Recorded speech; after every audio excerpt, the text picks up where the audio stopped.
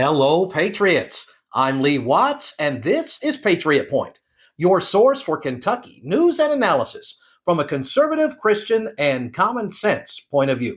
Well, this week we're going to be talking about how money is changing hands up at the Kentucky Capitol and some of the biblical principles behind some economic policy that we're looking at here.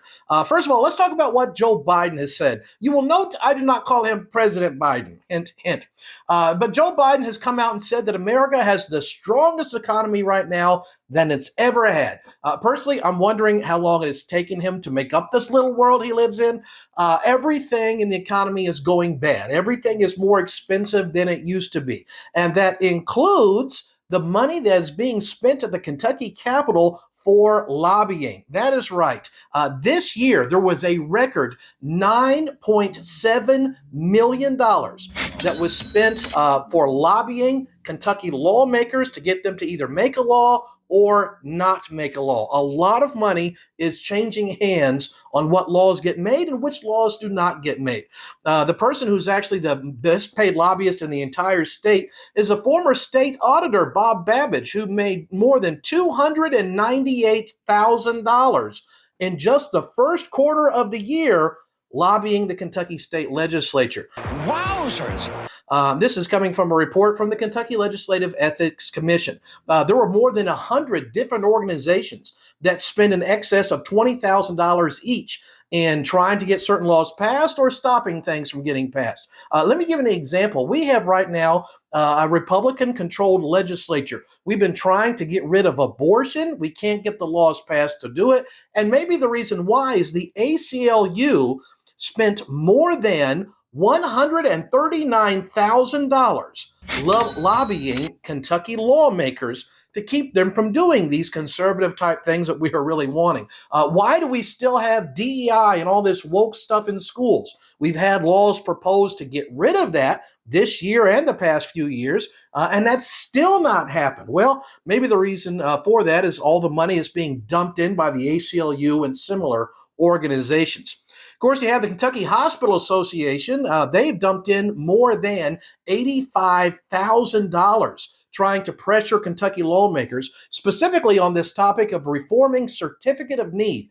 That's where the government says you have to get a permission slip before you're allowed to open any kind of a healthcare business, and you're not allowed to open one where there's already one of that type, all kinds of problems.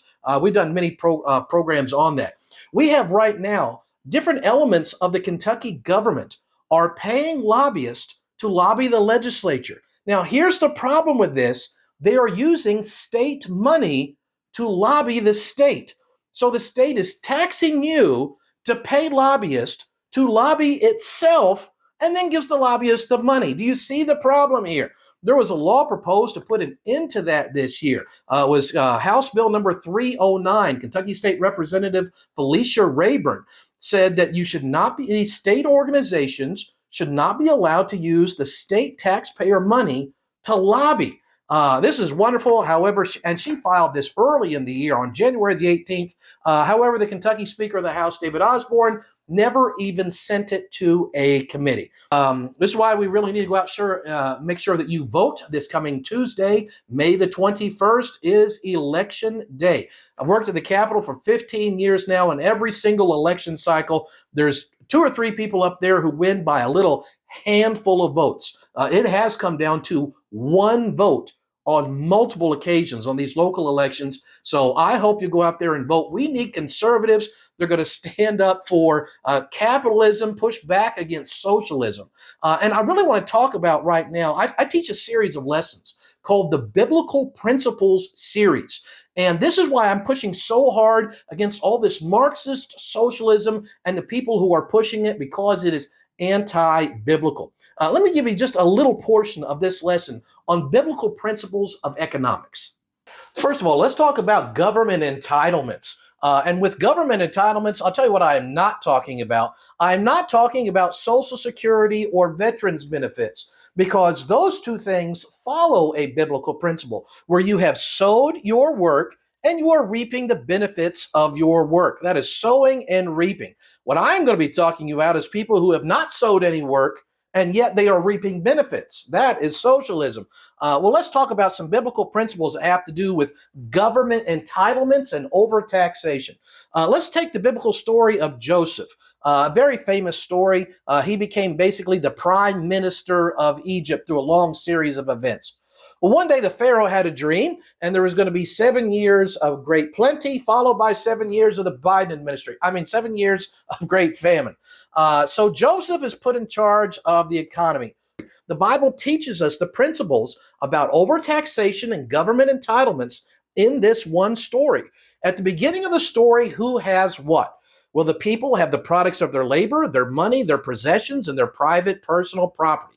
So notice what happens. This is in Genesis 41:48. And he gathered up all the food of the 7 years which were in the land of Egypt, and he laid up the food in the cities, the food of the field which is round about every city, laid he up in the same. So this is where we see overtaxation. How much of the food is the government now taking? You notice they are taking all of the food. So what used to be the products of the people's labor was their food.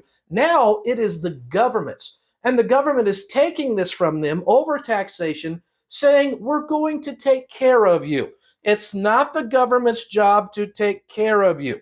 It's a government's job to protect your rights and your property and nothing else. So notice what happens after the good years. The famine comes in Genesis 47:13. And there was no bread in all the land, for the famine was very sore, so that the land of Egypt and all the land of Canaan fainted by reason of the famine. So when the famine comes, what happens? Well, remember, the government's got all the food through overtaxation. It says in the very next verse, and Joseph gathered up all the money that was found in the land of Egypt and in the land of Canaan for the corn which they bought. And Joseph brought the money into Pharaoh's house. So now the people are buying back from the government what was their own stuff to begin with until the government took it. So now the government has all the products of the people's labor, and it has taken up all of the money. But the famine continues. Notice what happens in the very next verse. This is Genesis 47:15. And when money failed in the land of Egypt and in the land of Canaan, all the Egyptians came unto Joseph and said, give us bread. For why should we die in thy presence? For the money faileth. Notice the words give us. Hey, government, give me this. I'm entitled to all this stuff. Give me something. Notice what the government says. And Joseph said, give your cattle, and I will give you for your cattle if money fail. He's not actually giving them anything. He is selling them things. He's selling them their own stuff at an incredibly exorbitant rate. So now the government has the products of the people's labor, their money, and their possessions. But the famine continues. Notice what it says in verse 19. Wherefore shall we die before thine eyes, both we and our land, buy us and our land for bread. And so what's the next thing that the people lose because of this overtaxation and the government saying, oh, I'll take care of you through entitlements? They've now lost their private property. But notice this is not the end of the story. The famine continues. Genesis 47:19. Where shall we die before thine eyes, both we and our land, by us? The verse goes on to say, we will be servants unto Pharaoh and give us seed that we may live and not die. And the last thing that the people lose is the freedom that they had at the beginning. At the beginning of the story, the people had their freedom, their private property, their possessions, their money, and they kept the products of their labor. But because of overtaxation and government entitlements, all of those things eventually become the government's. So that's just a little snippet of a lesson I teach called Biblical Principles of Economics. If you would like to have this lesson in its entirety, you can send me an email. I'll be happy to come out and teach this at your church or your political group. I've done this all across this state. If you would like to have this video for yourself, then here is the QR code. You can just scan where you can get that. There's also a link in the description of this video if you would like to get this, and we will ship it out right to you. So that's what we're talking about this week, the money that is passing hands up the Kentucky Capitol and some biblical principles concerning economic policy. Don't forget to vote on May the 21st, this coming Tuesday. And until next week, I'm Lee Watts for Patriot Point, reminding you that liberty is not a spectator sport.